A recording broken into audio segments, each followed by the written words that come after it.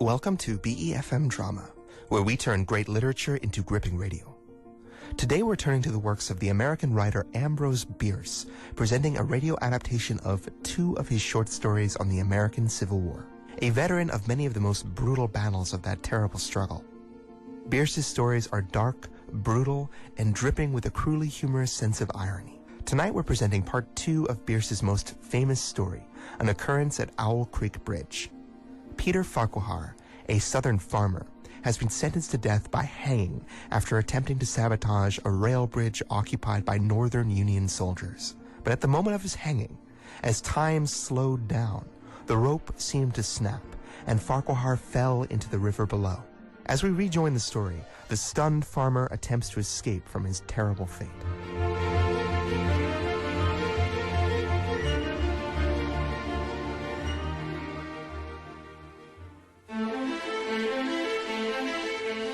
He was not conscious of an effort, but a sharp pain in his wrist apprised him that he was trying to free his hands. He gave the struggle his attention, as an idler might observe the feat of a juggler, without interest in the outcome. What splendid effort! What magnificent, what superhuman strength! Ah, that was a fine endeavor. Bravo! The cord fell away. His arms parted and floated upwards, the hands dimly seen on each side in the growing light.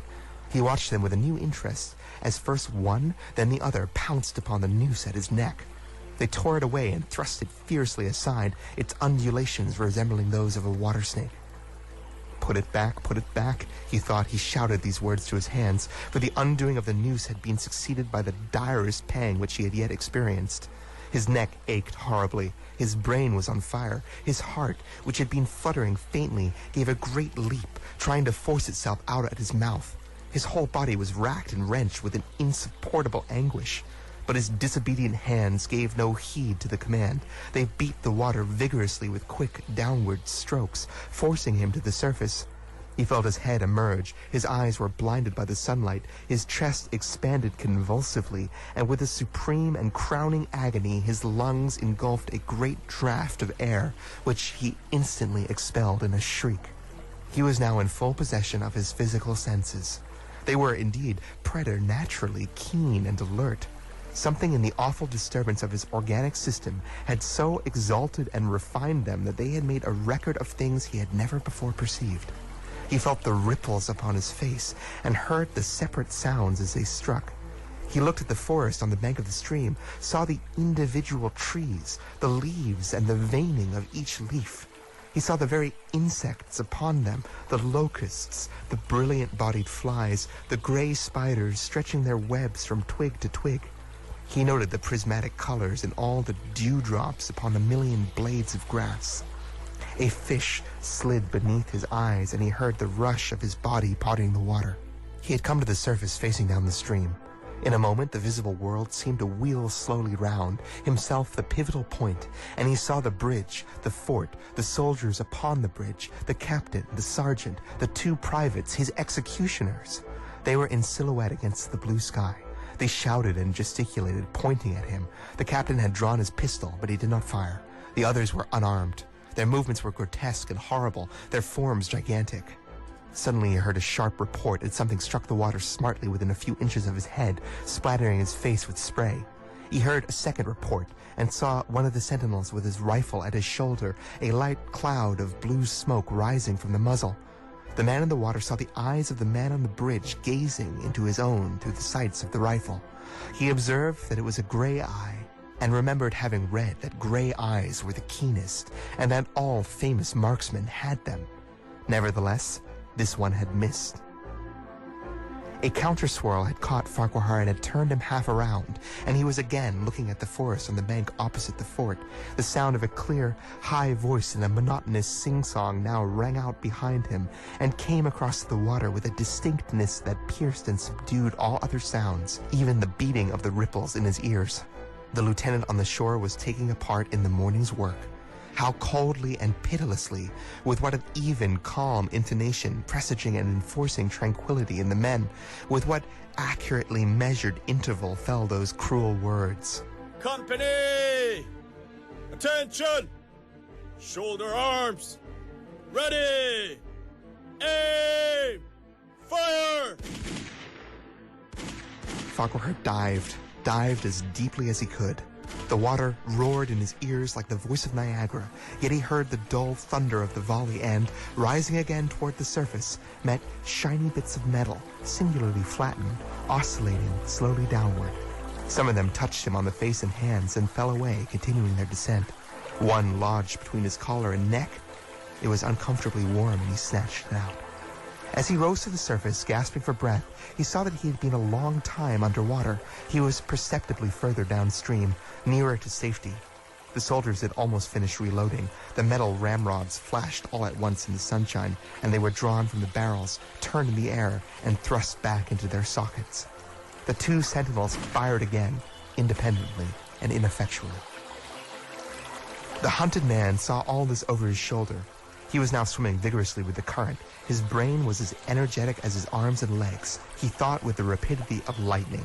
The officer, he reasoned, will not make that martinet's error a second time.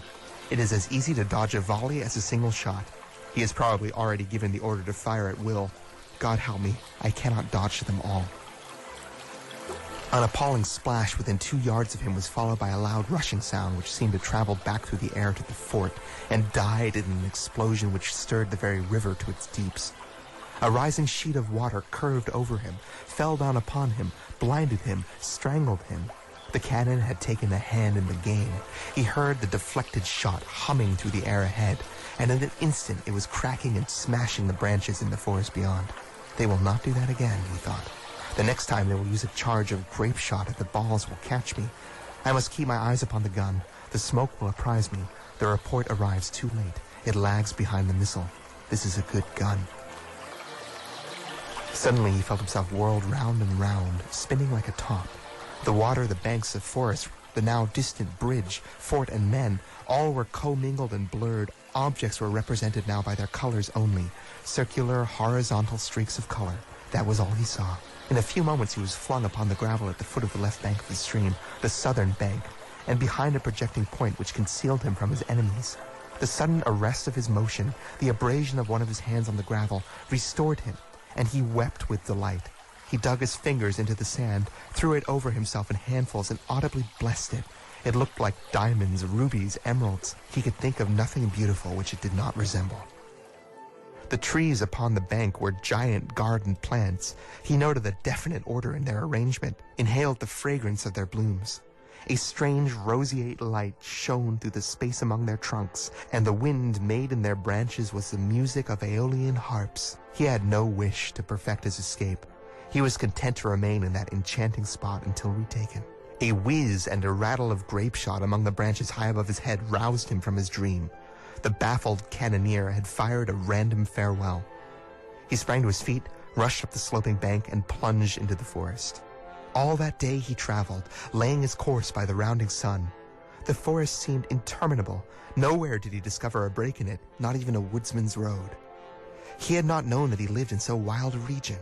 There was something uncanny in the revelation.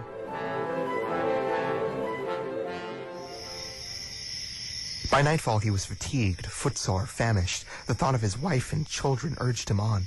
At last he found a road which led him into what he knew was the right direction. It was as wide and straight as a city street, yet it seemed untraveled. No fields bordered it, no dwelling anywhere. Not so much as a barking of a dog suggested human habitation. The black bodies of the trees formed a straight wall on both sides, terminating on the horizon in a point, like a diagram lesson in perspective. Overhead, as he looked up through the rift in the wood, shone great golden stars looking unfamiliar and grouped in strange constellations. He was sure they were arranged in some order which had a secret and malign significance. The wood on either side was full of singular noises, among which, once, twice, and again, he distinctly heard whispers in an unknown tongue. His neck was in pain, and lifting his hands to it, he found it horribly swollen.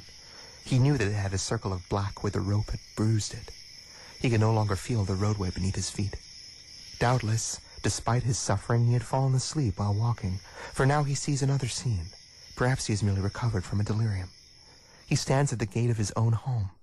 All is as he left it, and all bright and beautiful in the morning sunshine. He must have traveled the entire night. As he pushes open the gate and passes up the wide white walk, he sees a flutter of female garments. His wife, looking fresh and cool and sweet, steps down from the veranda to meet him. At the bottom of the steps, she stands waiting with a smile of ineffable joy, an attitude of matchless grace and dignity. Ah, how beautiful she is. He springs forward with extended arms. As he is about to clasp her, he feels a stunning blow upon the back of his neck. A blinding white light blazes all about him with a sound like the shock of a cannon. Then all is darkness and silence.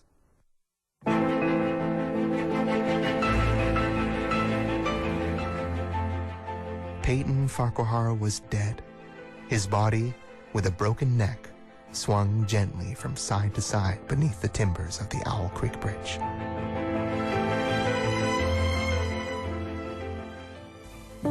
And with that, we come to the conclusion of our strange tale, and to the realization that everything that happened from the moment Farquhar fell from the bridge with a noose around his neck were the final, desperate imaginings of a doomed man.